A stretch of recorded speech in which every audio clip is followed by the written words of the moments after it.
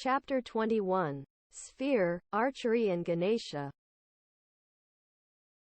Monday, February 4, 2009, was the beginning of the 8th year. That morning, from the Asgard ranch, the boys very early used the lamp to quickly return to the school dungeons.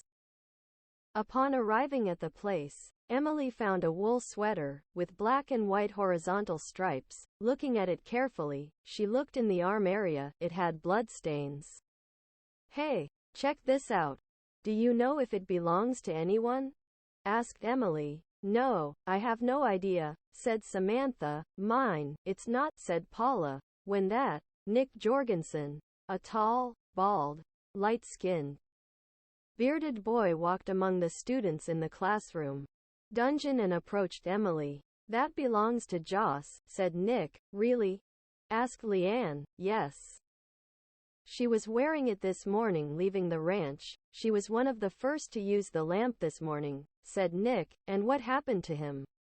Emily asked, holding the sweater. "She's not here with us. It's like she disappeared," Nick added. "Aura and Erica aren't here either." Leanne shouted. What happened to them?" Emily shouted. "After a while, the rest of the group arrived before 7 in the morning. Black, Gavin, Roger, Adrian, Mariah, Chaka, Angelica, Louis, Priscilla and Alvord." "What's going on here?" asked Chaka. "Some of our companions disappeared," said Emily. "What?" Black shouted. "Are you serious?" Gavin asked. "Yes, look at this sweater," Emily said as she held it up. "It looks like it has some cuts and bloodstains on its arms," Alvord said. "Yes, Nick said it belonged to Joss," Emily said. "Shish. Someone is coming," said Leanne, trying to silence everyone. She was approaching the door of the dungeons, Professor Silvana next to a sentinel. "Good morning, young people. I am here to give you information about this year's academic courses. If your behavior is good this year, we could reinstate you in the activities of the school, obviously under the supervision of the Lunesque Sentinels, however, that does not exempt them from being able to go out into the outside world, but at least it does, from being part of the common areas of the school. Being able to attend football matches and vote in student elections, according to the negotiation that has taken place. Director Yuri quested with the Lunesque station. "But hey, I didn't come here to give that silly message. I'm here to do a little inspection," said the teacher. "About what?" Gavin asked. "This year we have received 2 new students for the House of Jade Clovers, for 8th year. According to the admission process, they were assigned to this house. However, due to recent events, the 2 of them must be immediately sent to these dungeons, but they have escaped. It is a girl and a boy. Since they are not here, the entire town has been alerted and added posters with their photographs to find the fugitives. Anyway, enjoy the dark and cold day in the dungeons. See you," said Professor Silvana, and she left, and everyone began to wonder who were the 2 boys who had circumvented the security systems. "Who will they be?" said Gavin thoughtfully. "It's a shame we couldn't see their faces in the announcement that the teacher brought," said Black. "Do you think they are devising a plan to help us get out of here?" said Roger. "I would like to think that they were people who know about the prophecy and are fighting out there for that objective while we are here, wasting time," said Adrian. "Guys, someone is coming again." "Silence. Shish," Leanne whispered again to silence everyone. The dungeon remained silent. Only the drops of water that penetrated the walls could be heard, the lizards making courtship sounds, rats and mice walking between the walls and stepping on the puddles of filtered water. Then, a few footsteps of shoes were heard, as if someone was approaching the barred door. "Hello, friends. So long." Everyone turned to look, and it was none other than Jonkar wearing a Scarlet Eagles outfit, and he also had the same mark on his arm that Alicia had. "What are you doing here, you bastard?" Gavin asked sharply. "If we could get out of here we would tear you to pieces," said Roger as he showed him his knuckles. Ha ha ha ha. Don't make me laugh. I was just coming to visit you. Alicia was useless the previous year and didn't fulfill the mission that our mistress entrusted to her. But hey, she has me, her best vassal. I will be in charge of destroying the clovers of jade. Jonkar laughed. What the hell do you want, Sawtooth? Josh shouted. This morning, I kidnapped some of your classmates. But since you are here, you can't do anything. But I sneaked away and heard what Professor Silvana said, that 2 students were needed in the dungeons. You already they are not a problem. But those 2 are, so if you see them, tell them to look for me and I will take care of eliminating them myself so that they do not truncate the plans of our beloved witch's prophecy. Ha ha ha. Said Jonkar. Where do you have our friends? You kidnapped Marycross too. Gavin asked disdainfully. I won't tell you. And no, Marycross was kidnapped by Alicia. It was an excellent move by the mistress. She has taken away one of your best allies, and I don't know where she is, but since you ended up with Alicia, she had the answer. But well, continuing with what I don't want you to send your friends who are out there to play heroes to the rescue. That's why I won't tell you anything, Jonkar said with a sarcastic laugh. You're wrong, we don't know them. Gavin said frankly. Well, in that case, there are 3 places: the Forgotten Factory, the Pizcet Fields and the slum alleys of the Metal Citadel, Jonkar said, and Gavin smiled and he looked straight at Jonkar, while he left and told them, well, I won't waste my time anymore. Me and my lackeys have to go after 2 fugitives. Goodbye, you bunch of morons. Oops. That damn. How I hate it. Nick said angrily, kicking the bars. I think everyone, mate. Josh added. In fact, none of the girls can stand it. A poor devil, disgusting and misogynistic, said Paula. Ha. He is a fool. He fell into my psychological game and I got the information out of him, said Gavin. Excellent plan, Gavin. I understood perfectly what you were trying to do with that idiot. Listen to me, everyone. This coming Friday, the school finishes its classes early. Let's go to the ranch and there we will split up to go in search of our classmates, said Black.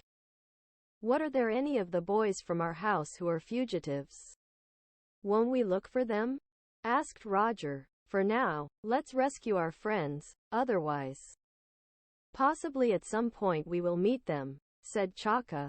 The days passed and Friday arrived. Around 10:50, everyone used the lamp to return to the ranch, and began to devise the rescue plan.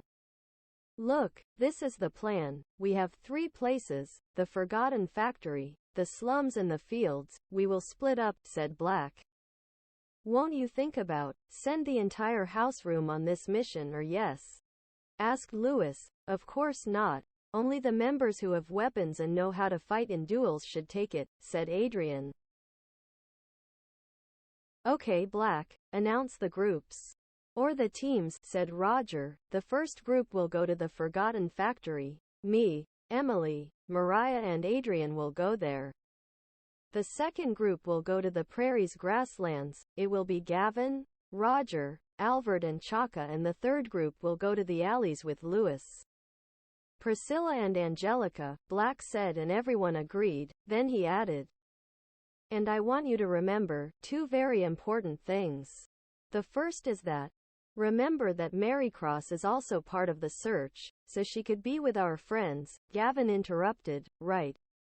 That's what I was going to say. And second, we will all see each other in the Metal Citadel. Remember that these 3 areas are connected. They connect, from this neighborhood, downwards.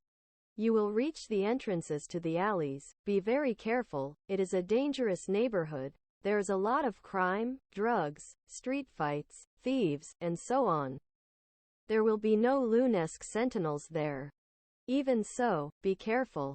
The Forgotten Factory is also connected to the Metal Citadel and, finally, the prairies in one of its areas connect with the Citadel and the slums alleys. Are you ready? Black exclaimed, and everyone agreed. Well, may luck be with you. Remember to be stealthy and cautious out there. There are places where you could find the Lunesque sentinels, or worse still, people who identify us and call the authorities. Be stealthy, cautious, and go unnoticed. We'll see you there, exclaimed Black. The first group was Black, Adrian, Emily, and Mariah at the Forgotten Factory. The four of them headed through the Green Hills neighborhood towards the Forgotten Factory. Once they're passing through different narrow, gravel streets, destroyed tin walls. And then after a few minutes walking, they arrived at the place. It was a huge iron building. It was rusted by time. It was said that the great campus had used this building many years ago as a factory to create objects based on metallurgy, but the manufacturing was moved when they built the current campus. The four entered through one of the rusty doors, and inside, the light penetrated through the windows. It was like a labyrinth. They had several cubicles, doors, unused machines, engines, and the boilers of the chimneys. Who do you think is here? Aura, Erica, or Joss? Adrian asked. We don't know. It could be all three, or just one, or none, and it could be an ambush. But let's go. Hurry. Black shouted. Once inside the place, they fought against possessed and angry stray cats and dogs with rabies, and some homeless people who were sleeping in the place. After eliminating the enemies, and advancing throughout the Forgotten Factory, they arrived at some tanks that once housed water and oil, and above them a series of sleeping bats could be seen. Look at that, guys, said Black, pointing towards the roof of the factory. Are they bats? Asked Adrian. It looks like a whole nest of them, said Emily. Guys, look, it's Aura. Mariah shouted, pointing into the distance. Aura was asleep, and her body was surrounded by a cloth. It looked like a cocoon and resembled another bat in her nest. On one side of the wall, there was a ladder that went up to the roof of the factory, so Adrian decided to climb up to rescue Aura. But upon reaching the place, the bats woke up and everything got worse. Bats with large black wings and orange eyes began to attack them. They were preventing them from getting close to Aura, and after several minutes, the bats began to form a single individual and created a giant bat.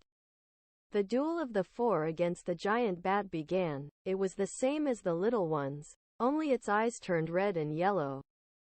The bat attacked strongly with its wings, creating a strong blast with Windaga, so Mariah used her staff bow to use reflect and protect the group. The giant bat again used Windaga, and Emily with her sword cut the gusts of wind coming towards them. The bat opened its snout and released a wave of psycharga, leaving them stunned and confused. Mariah used Statuna to eliminate the negative effect and then used Fast on the group to increase agility and speed. The bat stopped on an old iron pipe and with its claws on its wings launched two physical attacks at the group. After that, Black used his special attack and launched a rain of bullets from Berna and Electra, creating a kind of light that affected the bat, leaving him completely blind and losing his turn. So Emily used her sword dance special attack and cut off his wings, and finally Adrian used his special attack with a shower of explosive grenades, and they finished off the bat. Victory for the group in the Forgotten Factory. After the duel, they went back up the stairs. Emily with her sword cut the fabrics that wrapped Aura's body and used a potion of vitality to make her regain consciousness. Are you okay? Adrian asked. He's opening his eyes, Emily said. Don't worry, it's us, Mariah added. Hello guys, you came to rescue me, Aura said as she opened her eyes. Yes. Do you know what happened? Black asked. For some reason Jonkar was inside the dungeons before the rest of the class arrived. Me, Erica and Joss arrived together. He tried to bribe us with rods so that we became his girlfriends. Obviously we didn't agree. That guy disgusts us, so he kidnapped us. He threw Somnuga on us. We lost consciousness. All this was to set a trap for you. I don't remember anything else after that. Where are the others? Aura argued. Rescuing Erica and Joss in the other places that bastard told us, Adrian answered. Didn't Jonkar mention anything about Marycross? Black asked. No. He didn't mention about her, said Aura with an expression of denial. Damn. Well, Mariah and Emily, go back to the ranch with Aura. Adrian and I will stay where we should see the rest of our friends, said Black, and together with Adrian they left the Forgotten Factory and headed to the Metal Citadel to wait for the rest of them. Companions. The second group with Gavin, Roger, Alvord and Chaka was heading to the prairies. They took the horses from the ranch and headed towards the prairies. Since they were very extensive places, on the way they began to talk while riding. Where do you think? What are they? Asked Gavin. I don't know. These places are very wide, said Roger. Let's continue. At any moment we will find clues, said Alvord on his horse. Let's advance a little further. We'll let the horses stay grazing. And then we will walk hiding among the tall grass, said Chaka. Everyone got off their horses and left them tied to a tree, and after starting to walk through the tall grass of the prairies. After a few minutes, near a small tree, they found Erica tied to it. The boys approached her, and when they tried to remove the ropes, an ambush appeared. They were students of the Scarlet Eagles. And suddenly, Jonkar appeared. Ha ha ha. But what do we have here? I would call the authorities, but we'd better take care of pulverizing them and delivering them dead to the Lunesk station. I can't imagine the juicy reward they would give us for bringing them the heads of the most wanted in town. Jonkar laughed. We'll see that. Not even in your deepest dreams will that happen. Horseteeth, Gavin shouted abruptly. Do you think 4 fools like you will defeat me and my henchmen? Jonkar said bravely. When Jonkar finished facing Gavin, a bronze sphere with some spikes hit Jonkar on his face and broke his teeth. Everyone turned, and from a few meters away, a short, dark-skinned boy. He had short black hair, a beard. He had a glove on his right hand. He had knocked out 2 of Jonkar's henchmen with his sphere. What's going on? Can you only take on people with minions? Said the mysterious boy. Gavin, Alvord, Roger and Chaka were staring at him. Who the hell are you? Jonkar asked. My name is Alessio Monroe, and I think, with me, we are already 5 against 5, said Alessio after catching the sphere he had thrown again, and Gavin told him, Chaka, to take care of Erica while the duel began. Jonkar, the witch's vassal, and his 3 remaining Scarlet Eagles minions against Gavin, Roger, Alvord and Alessio. First, Alessio, using his sphere, knocked out quickly 2 of Jonkar's henchmen. So he launched Bersaka and Sykarga against the group. Fortunately, none of the group suffered effects of confusion or madness and anger, so Alvord with his whip attacked Jonkar. Followed by Gavin with his boomerang, he launched Windaga towards the minions. Jonkar's henchmen launched Rokarga and Berna. The group dodged the fire attack, but could not avoid falling due to the strong tremor caused by Rokarga. Roger used his trident and quickly defeated Jonkar's last henchman, leaving him completely alone in the duel. Jonkar launched Rokarga. Gavin, Roger and Alvord fell to the ground. But Alessio rose into the air to use his special attack, and with his right hand, he took his sphere and performed a powerful launch called Spinning Ball, and this attack unified the magics of Aquara, Berna, Frieza, and Electra, doing a massive 8-hit explosion against Jonkar, completely defeating him and thus winning the duel for the group. Upon being defeated, Jonkar began to fade away, and while that was happening he said, Fools, there is very little time left for your destiny and this world to be destroyed. And our mistress finally reigns over you. Ha! Even in defeat you say pure nonsense, said Gavin. Chaka freed Erica and gave her a recovery potion, and she regained consciousness. I haven't found the witch, but at least if we finish off her vassals, she will have less power and followers, said Alessio. Excuse me? Are you the boy who arrived at the House of Jade Clovers and that the school and the Lunesk station are looking for? Gavin asked him. Yes, I am Alessio Monroe. I am a cleric. My weapon is this sphere. I am currently in phase 3 of my weapon. That's why it's a bronze ball. Mars. I throw it with my hands with the glove or with a shot with my foot. I sent my admission to the school the year before, Alessio answered. Is that why you ran away? Roger asked. I am in search of the prophecy. That is why I had not entered to study. I have spent many years searching with a colleague, said Alessio. Really? We also. Exactly, we've been doing this for 8 years, said Gavin. Do you have a group or something like that? Just the 4 of you? Alessio asked. There are many of us in this. In fact, the entire house of Jade Clovers. We came here because Jonkar had kidnapped our friends, said Roger. Yes. I just came in search of them because when we arrived at the dungeons, since we didn't even go to the assignment ceremony, we arrived just at the moment that Jonkar kidnapped them. We left using the transportation lamp that was there, said Alessio. Guys, remember what Black said? You should go to the Metal Citadel. Chaka interrupted. It's true. Alvord and Chaka. Take Erica to the ranch. Roger, I and Alessio will go to the Citadel, said Gavin. Okay. May luck be with you, said Alvord, and he and Chaka returned to the ranch. So Roger. Gavin and Alessio continued through the prairies until they reached the Metal Citadel. The third group with Louis, Priscilla and Angelica would go to the Metal Citadel. It was a quiet afternoon in the lower neighborhoods. The trio, after advancing through the alleys of the Metal Citadel, defeated several enemies. Suddenly, they found themselves at the end of a street with a wooden house, quite deteriorated and with holes, broken windows enclosed with wooden crosses. It looked like the scare house at the amusement park. This is the last house on the street, asked Priscilla. Do you think Joss is there? Said Louis. Let's go in and take a look, friends, said Angelica. After moving forward and opening the door, the trio proceeded to entering the house, and inside it, it looked like a madhouse.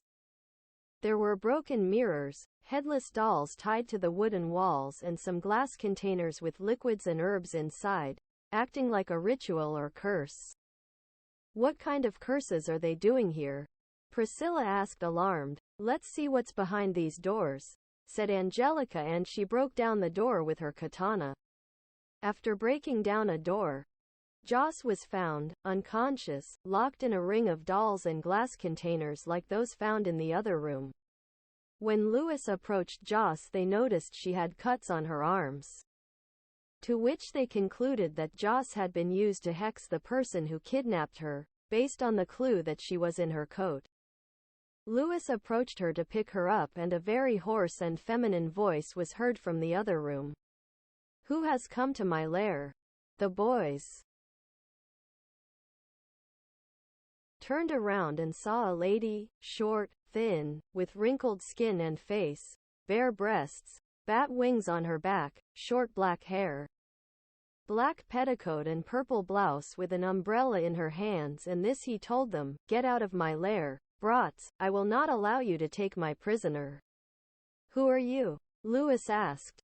Free our friend. Angelica shouted. We will fight for our friend, said Priscilla as she opened her spellbook. My name is Fleur, elder of the Citadel, and I will take care of you and make you my new prisoners, said the old woman, and after finishing the speech, she raised her parasol and threw Berna above the trio.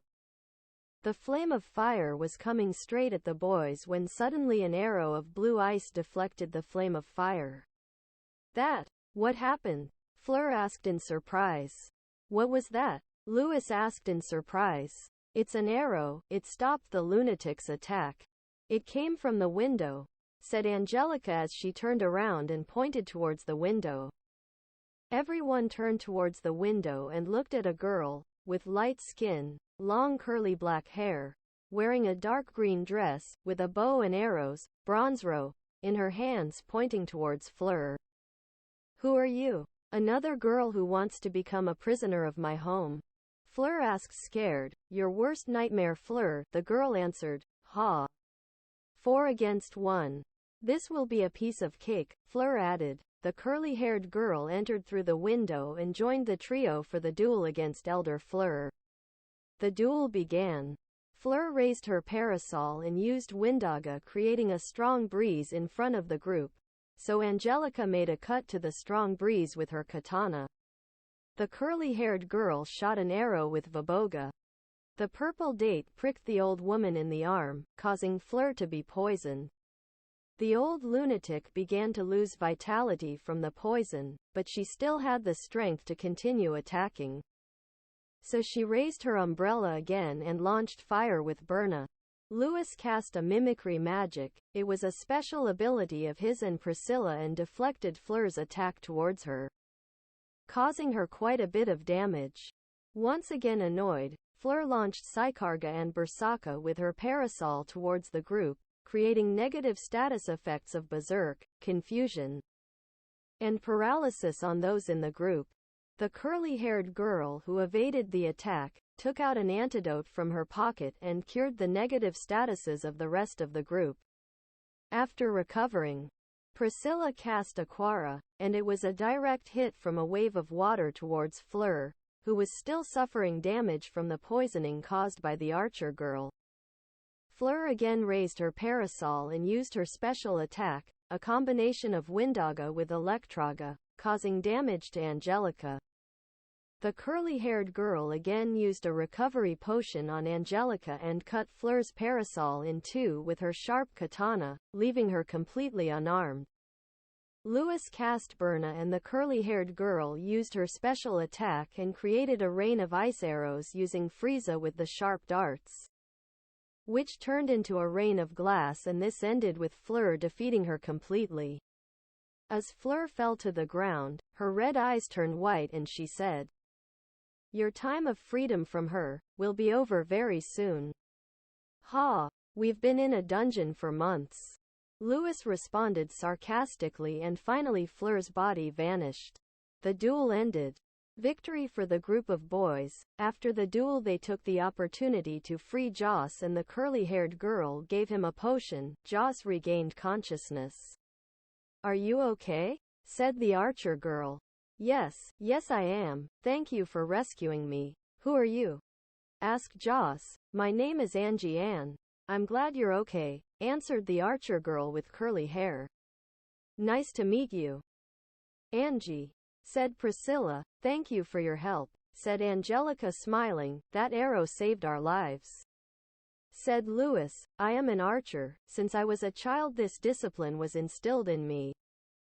At this moment I find myself fighting against the prophecy of an evil witch with a friend named Alessio." The old woman Fleur had been acting strange for months since her appearance. "I think she was being seduced and manipulated by the witch," Angie explained. "We are also fighting the witch." Louis exclaimed, "Really? You join the cause, would you like to join?" Priscilla asked Angie as she extended her hand. "I would love to. I should tell Alessio," Angie said. "What were you doing here?" Priscilla asked. "I split up with my friend. He was going after a guy named Jonkar, and I came to destroy Fleur." "What are you doing here?" Angie explained. "Did you say Jonkar? That wretch. He kidnapped Joss," Angelica shouted abruptly. "This morning I entered the school, and when I arrived at a dungeon that they sent me, Alessio told me that we had to go after these people. I didn't know it was about you." "We escaped because of a lamp that was in the place," said Angie. "Do you mean that you are one of the students that the teacher was looking for?" Angelica asked, alarmed. "Yes. Alessio and I were assigned to the House of Jade Clovers. We have been great friends since we were children. In Green Hills. We have years after the witch's prophecy, and until this year we decided to send our letter of admission. We thought that there we could find allies, and well, luckily, you have a group," said Angie. "Guys, we must meet at the Metallic Citadel," as he said. "Black, Angie, will you come with us?" asked Priscilla. "Come on," Angie shouted as she placed her bow on her back and loaded more arrows into her quiver. "What about Joss? Should we take her to the ranch?" "No?" Louis asked. I'll go to the Metal Citadel. To the Central Boulevard. I imagine you were thinking of going there. You guys take your friend to a safe place, Angie said. Then let's 3 of us go back to our barracks to protect to Joss on the way. Priscilla concluded. The others returned to the ranch and Angie went towards the Central Boulevard of the Metal Citadel. There, she found Alessio, who was with Adrian, Black, Roger, Gavin. Alessio introduced the other boys to Angie and the boys told them what had happened on the prairies and in the Forgotten Factory. So Black suggested returning to the ranch, inviting Angie and Alessio, both of whom were delighted to join the group. Once at the ranch, they were sworn in under the ranch covenant right there. Black and Gavin commented that there were no traces of Marycross at the mission, in any of the 3 places that the different groups visited. Angie told Gavin that she lived a few blocks away from him in Green Hills, precisely on 8th Street, while Alessio lived on 10th Street. After hours of comments about all the topics of the morning missions, Marycross and getting to know each other a little, Angie wanted to ask the boys a favor. I would like to ask you a huge favor. Friends, said Angie with embarrassment, joining her hands to move her little fingers. Sure. What would it be? Said Gavin. In the month of September, the water level in the sewers of the catacombs will descend. In that place is the sanctuary of the summon of the celestial deity, Ganesha. I want to go for it. Said Angie. Really? Asked Black. Yes, I would like 2 people will accompany me and Alessio, said Angie. I will go with you. Said Gavin. I would go with you. But I suffered an injury to my leg in the last duel and it will take me months to recover, said Adrian. I'll go. Roger shouted. Excellent. We will go on September 23rd in the morning, exclaimed Angie. Months passed. Alessio and Angie went unnoticed and returned to the dungeons with the other students. The entire class being in the dungeons had passed the courses, and for good behavior. The director and the Lunesk station gave them permission for the 9th year that the boys could return to the classrooms at the school and participate in the activities and places of the school. However, in the afternoons they had to return to the dungeons, but what the teachers did not know was that in the afternoons everyone used the lamp to return to the ranch. The day Angie told them arrived. That day was a Friday morning. Angie, Gavin, Roger and Alessio were ready. The 4 of them left from the ranch to the neighborhood. Angie, where is the entrance to the sewers? Asked Gavin. We must enter through the slum alleys, said Angie. There is a hatch to the catacombs there. But it is a direct access to the sewers. Said Alessio. It would be good to equip us with an antidote. The water in the sewers is toxic, Roger suggested. Everyone put on the antidotes that Roger supplied. The 4 of them headed towards the low neighborhoods. Once in the alleys, they found the hatch. And they accessed the sewers. They opened a metal cover. Beneath it there were stairs that went down into the void. Once in the sewers, the place was a cylindrical brick tunnel, smelly, with a brown flow, cockroaches, rats. All kinds of creatures were down there. The boys had to face leeches, giant spoons and huge rats with rage and possessed as enemies, but were easily defeated. After several minutes of walking through the labyrinths of the sewers, they came to a round metal gate with a rotating key. The key had an image of an elephant. It's here. Here is the sanctuary. Help me open the key and the gate, Angie exclaimed. They all turned the key and the hatch opened. Once inside, they found the altar of the celestial deity of Ganesha. What's the offering? Gavin asked. A lotto flower, Alessio answered as he took out a white lotto flower from his pocket. Where did you get it? Roger asked. Lot plant store. Flower deli or Caroline Skipbells in the Central Market. We were prepared. We had found its location in a book about Ganesha, Angie explained, and made the offering followed by a bow, moving her hip and joining her hands, where it began to ring. The hymn of faith filled the room and the spirit of Ganesha appeared and joined Angie.